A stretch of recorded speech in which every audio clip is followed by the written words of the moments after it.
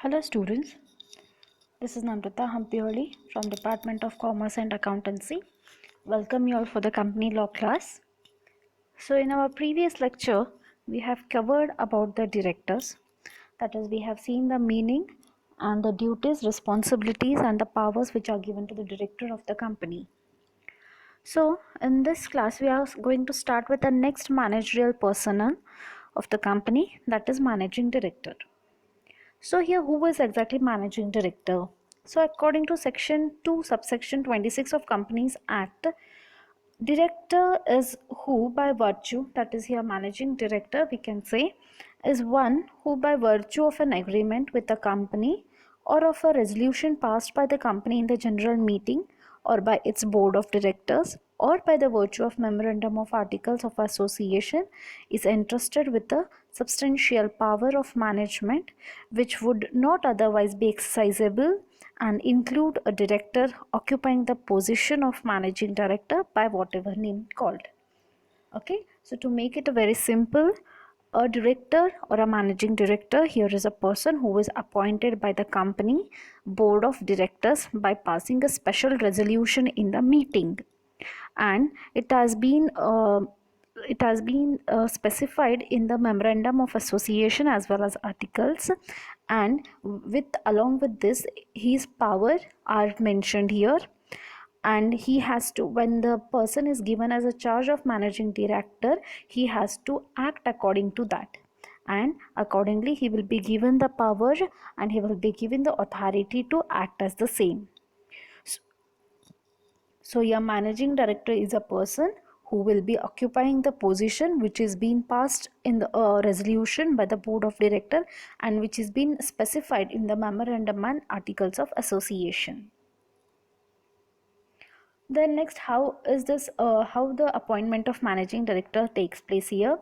It will take place by the agreement with the company, or by passing a special resolution in the general meeting, or by the resolution which is passed by the board of directors, or by a provision in the memorandum or articles of association of the company.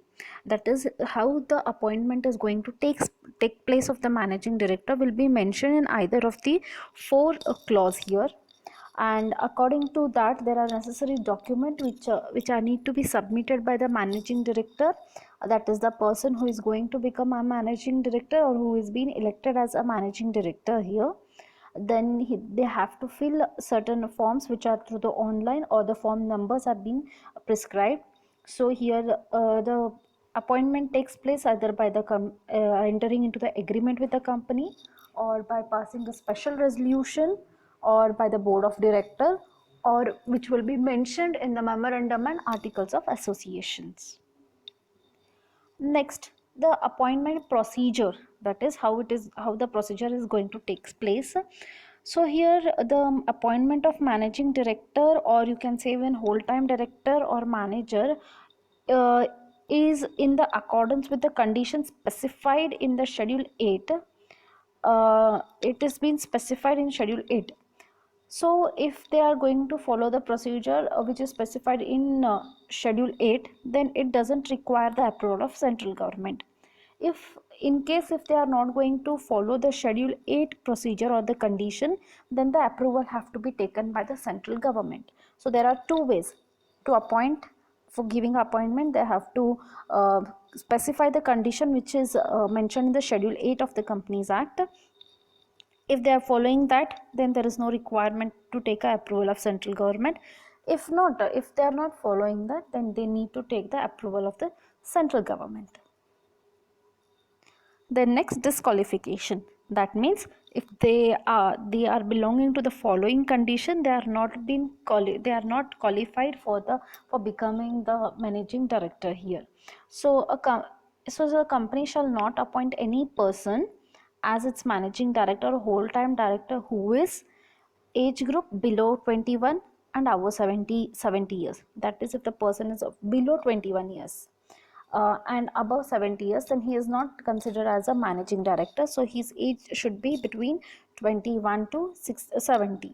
So if he is or she is in between that age age, then they are appointed as a managing director, and is discharged insolvent or has at any time been adjusted insolvent. That is, we have already seen that insolvent means who has become bankrupt completely. So if he is in that situation that he has become fully insolvent, that is he is what you can say, already the repayment of the loan is over and above his assets. After selling all the assets also, if he is left with no amount here, then he is in a situation of insolvent. So in such case, that person should not be appointed here as a manager. Then next, suspends or has at any time suspended payment due to his creditors and makes or has any time made a composition with them. That is, if he is been suspended for the payment due, that is for the creditors or the person to whom we have to return the money back.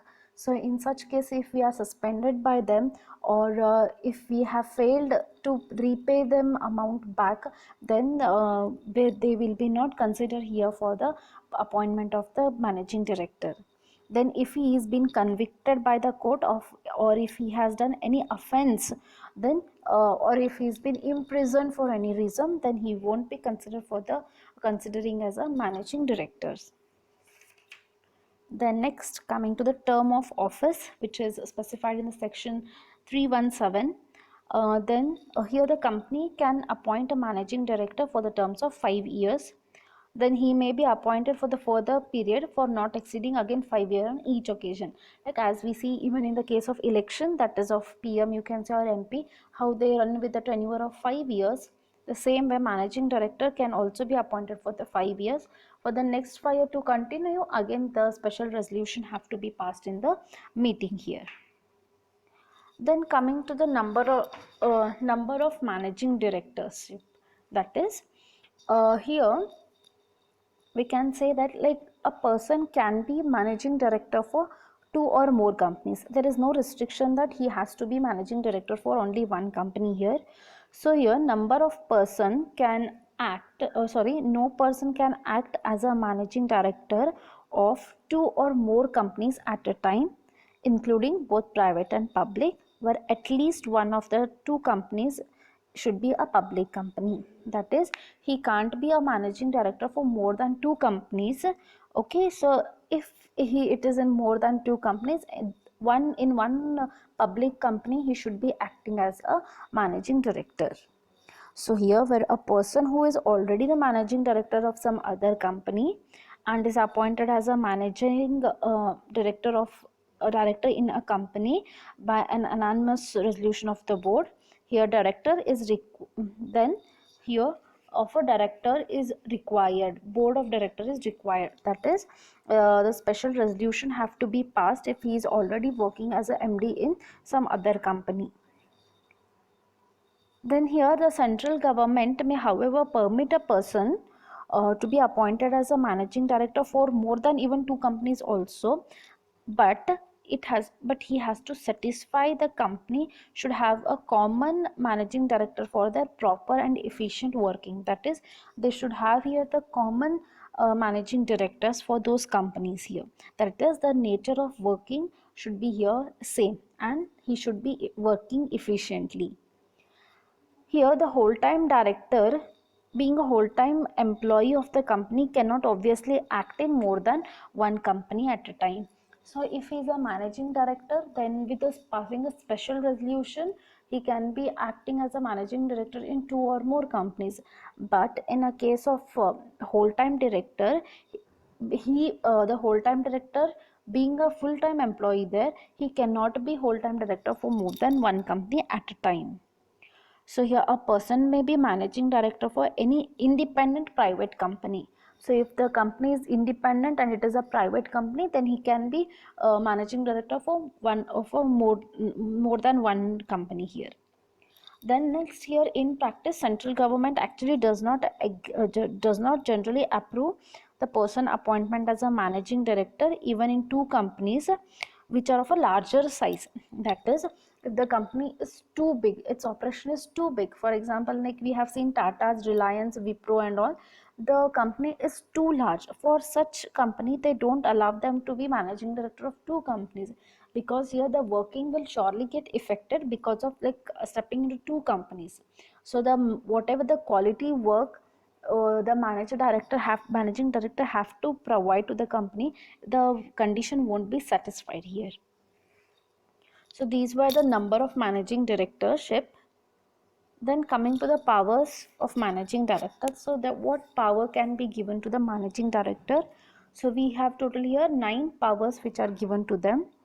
Here they have power to interfere in case of companies, that is administrate, that is to that is to take part in the company's policy, law, objectives, then articles of the company, and the resolution of the meetings of the shareholders, then resolution of board director, resolution of executive committees, as well as the relevant rules and procedures.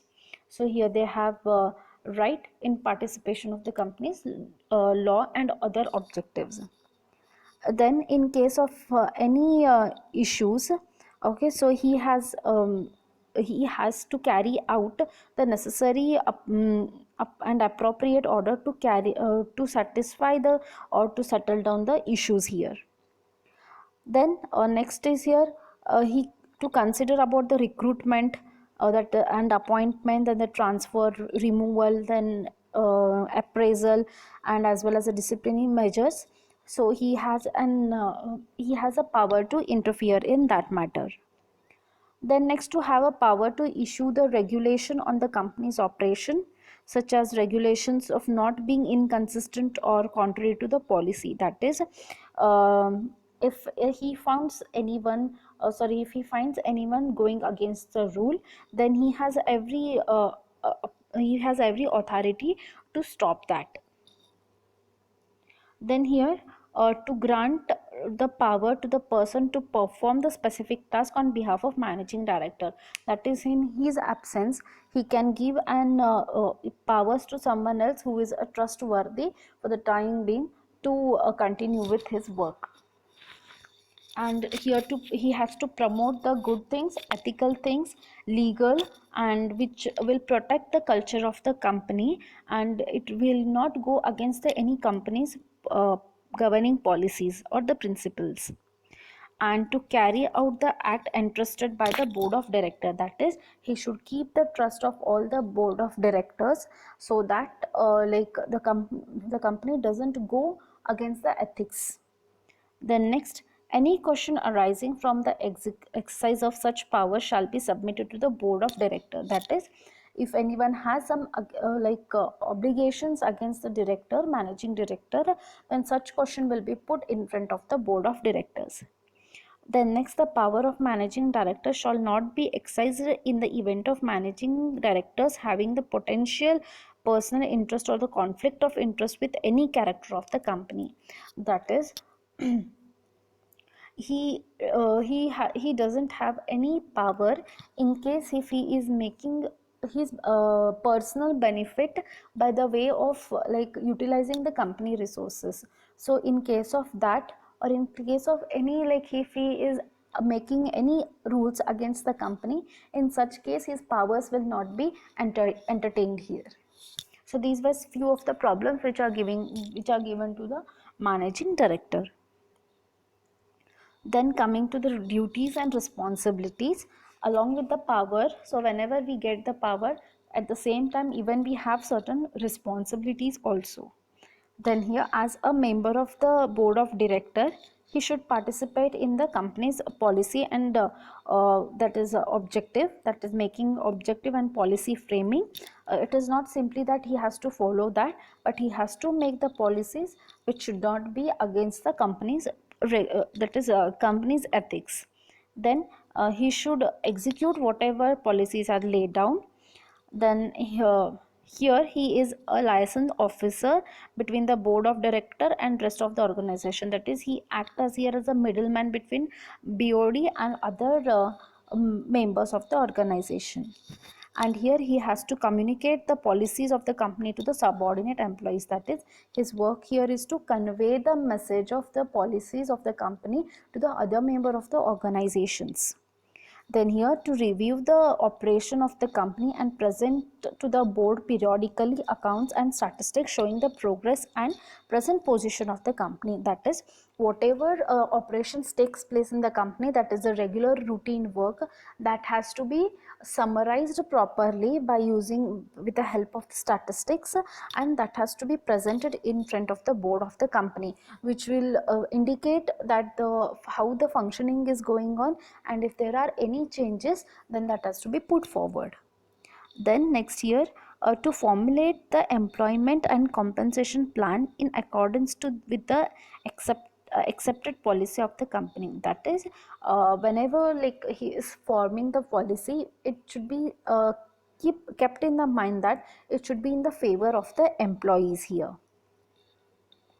Then next is to appoint the high official of the company. That is, it is in the hands of director to appoint some of the person of the higher position. Then next, to plan the development and expansion of the business, obviously, that is, he should think from the point of view that how the company can be expanded and how the growth can be made of the company. Then here, to organize a meeting with the department heads, so that you can get all the details department wise, and that can be conveyed to the board of directors. And to promote the high morale of the employee of the company by creating the sense of belonging. Okay, so that is, when a person is working in the happy environment, he tends to do something better to the organization. So here, being a managing director, he has to look after the employee welfare here, and to maintain the good contact with all the related parties, that is government, then chamber of commerce, trade union, and the community in large. That is, whoever are surrounding to the business environment, he should maintain the very good relation with them, and to maintain the good relationship between the staff and other members of the company here. That is, there shouldn't be differentiation between that higher level and lower level. He should act as a what you can say, a mediator, who bring close to this higher authority and the other staff members. Then here, to approve or disapprove the development plan submitted by the senior executive and placed before the board for the final approval. So in case of the any project approval, he has to approve the plan if it is been satisfactory, and that has which is given by submitted by the senior executive, and that has to be put to the board for the final approval. Then, to establish a system for budgetary control, which the actual performance of the company may be evaluated against the planned or course of action. Okay, so whenever we are taking up any project, there is obviously that we have set up a certain plan. So here, wherever there is a maximum cost minimization, we can say, or the cost cutting, it will be easy to fit a project in the specified budget. So he has to continuously evaluate this process, so that the cost should be minimum with a maximum benefit. Then here, to administrate the production and sale activity of the company, that is looking to the other part of the company, that is how best the service it is giving to the customers. Then to give due attention to the customer satisfaction, which is ensured by the continuous supply goods and service in the market. So whenever the company is coming out with its product, that is, the company will be known best by the goods and service what it provides in the market. So here, the as a managing director, he should look out that the best of the company is presented to the customers. So here, overall, in the overall duty and the responsibility of the manager is to look around the business environment, which includes the customers, then the suppliers, then the other members who are included in the board. That is, right from the top level to the bottom level of the management, the managing director is a person one who look out the overall affair of the company. So this was the about all the managing director. Then after managing director, we have here as a whole-time director. So under the personal management, we have whole-time director. After managing director, we have a whole-time director. So here, whole-time director is a person who explanation is given in the section 269 subsection 1 of the Companies Act. So here it says that whole time director includes a director in the whole time employment of the company. That is, he is a person who is employed or who devotes his time and attention in carrying the affairs of the company as assigned to him by the board of directors or by the managing directors, or the case may be, like whoever assigned. So here whole time director, by the name itself here whole time, that is, he is a person of the full time who is giving his full attention, and he is what you can say, giving full time in the working of the company, that is for the routine or the regular activity. So he's a person wherein who devotes his all the time and attention in carrying the affairs of the company and the work which has been assigned to him. Then here whole-time director is generally known as executive director because he is an employee of the company here. Like the managing director, he occupies a dual capacity, namely the director and as well as the employee. So here he will be playing the dual role, that is being even employee also and as well as the director also. Then appointment. The appointment is according to the section 269. So the appointment of the whole-time director is given in the provision of 269, which incorporates the provision for the appointment. And then here the appointment of the whole-time director requires to be sanctioned by the shareholder by passing a special resolution. Okay, as in the same in the case of managing director, even the whole-time director requires a special resolution passed by the board for the appointment. Then here section 197 of a company is prohibited from having simultaneously both managing director and the manager. But the appointment of full-time director doesn't come under the purview of the section. So a company is free to appoint a whole-time director and the managing director. Yes. So here the certain companies have a clause here, or they have the certain restriction that they can't have at the same time managing director and a manager. But here a company can have a managing director as well as a whole-time director. Then coming to the manager. Okay, so who is here manager? We have seen managing director, then we have seen here next is whole-time director. Whole-time director is not is no one but he is related to the company employees. He is like a company employee who is devoting the full time to the company. Then coming here to the manager. So here manager means the chief executive of the company, officer of a company. He is usually appointed as a general manager. The term manager doesn't differ much from executive personnel, as a factory personnel, sales manager, factory manager, work manager. We have his name many times, right? So general manager, he is a manager of that particular department, finance department, sales department. In the same way, the general manager here is appointed, who should be in the age gap between 21 to 70 years. Same as in case of the managing director, the age of the manager should be in between 21 to 70. So here manager can be defined here as an individual who is subjected to the superintendence, control and the direction of the board of director, and has a management of whole or substantially the whole of the affair of the company, and includes a director or any other person occupying the position of a manager by whatever name called, and whether under a contract of service or not. So here remember one thing, whenever they ask you all the definition in the exam, you have to specify that according to the section wise.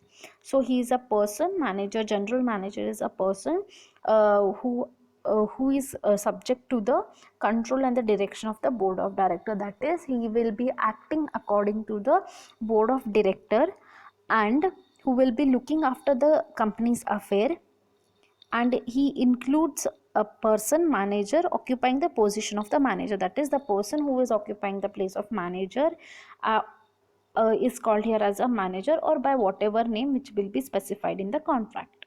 So here manager is the person who look after the affair of the company here again. Then coming to the disqualification of the manager here, that is disqualification for the office of the manager, that is if he comes under the following purview, he will be not be considered as a manager. So here no firm or the body corporate or the association can be appointed as a manager of the company. That is, the manager should be here individual person only. No firm or the corporate can be appointed as here manager. Then here no company shall appoint any person as a manager who is, again here, discharged insolvent. That is, if he is being insolvent for the any in case of any matter in the last 5 years of his appointment, then he may be not considered as for the manager. Same as we have seen in case of managing director, the manager or a general manager is also will have the same disqualification. Then he shouldn't be suspended by any of the creditors. Then he that is any at any time with the preceding 5 years been convicted by the court. That is, he shouldn't be convicted or be imprisoned in any of the cases for the last 5 years. Then the central government may remove the above disqualification either generally or in relation to the any companies or the company's notification in the official gazette of section 385. That is in the case by this passing the special approval, if the person is fit for becoming the qualification, then the central government can give the approval. So in the same case of the managing director, even the general manager also, if he has been imprisoned or if he has been convicted for any of the reason, or if he has been insolvent for the last 5 years, preceding last 5 years, then he won't be considered for the post of the manager. Then next, coming to the number of members, then that is specified in the section 386. Here no company shall have an employee shall employ any person as a manager if he is already working as a manager or managing director for more than one company. So in case of managing director, we have seen that he can be MD for 2 or more companies, but here in case of a general manager, he can't be appointed as a manager if he is already working as a manager or managing director. So if the person is already working as a managing director or manager in one company, and if the person is to be appointed, it is essential that the appointment or the employment is made approval by passing a special board resolution only. In the extreme condition, if the person has to be appointed as a manager, if he is already managing director or the manager of some other company, then for such appointment he has to take a permission and the special resolution has to be passed.